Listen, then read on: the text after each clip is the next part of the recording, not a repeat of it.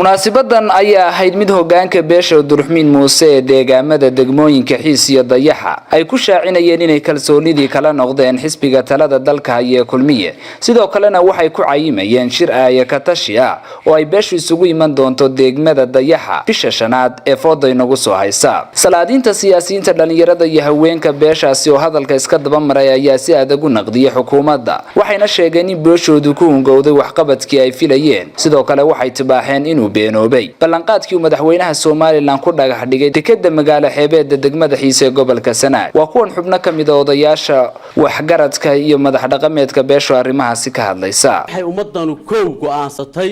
reer Xiis marka hore shirweyne qaran oo reerku dibad iyo gudoba isugu yimaado mustaqbal iyo siyaasadeed iyo daneed ay ka tashadaan mar labaad waxay kaloo iyana go'aansatay oo taabanaysa yar dawladda maanta jirta ee Axmed Maxamed Siinaayo madaxweynaha ka yahay oo reerku hayl gandheer la soo galay waxaanu muujinaynaa abaal marintii reerkaas hadday tahay horumarin hadday tahay xil inaan midna aanay dawladda ka suuroobin inay wax ka qabato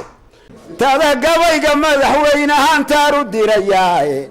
in kasta oo tigaadiyo la helay togag barwaaqoogay tuskuba meel u qadiyaa jirta oo loona tiriyaa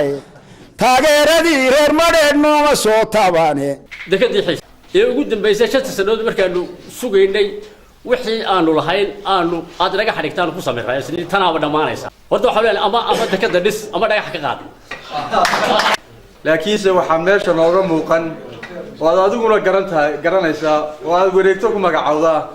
dhalinyaradii hadday noqoto London hadday noqoto qurbajoogii hadday carbeed noqoto iyo hadday qolqoljoog noqotoba garab iyo hiil iyo hooba kula garab taagnaa maanta wax ila sheegaysa ay agaasimo waaxid wax la yiraahdo oo nooga dhex muuqda haba yaraatid ma jirto wixii dawladda xaggeeda ee kumba habsaamayna si dhaqso ah waxa looga qabto tabashadu way hortaala madaxweynaha ay hortaala iyadoo oral iyo iyadoo qoraal labadaba way hortaala madaxweynaha ayay hortaala madaxweyne dekedaada dhagax dhig waxa dhagax dhigtay waqti hore waxaanu sugaynay waxaanu doonaynaa oo beeshu doonaysa cad adigana kaayay annagana aan soo gaadhin oo degmadii Xiisna soo gaadhin warsoomayna doonayn inaynu hello wixii aynu xaq u lahayn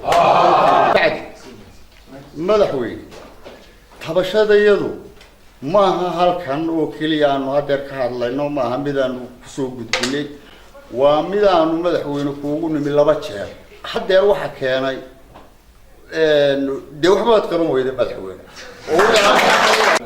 sida horeba rag hore uga dhawaajiyeen inaanu iyadana shir qaban doono bisha shanaad 25keedo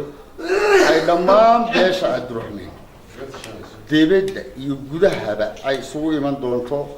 Dayaxa ayaheedana kaga tashan doonto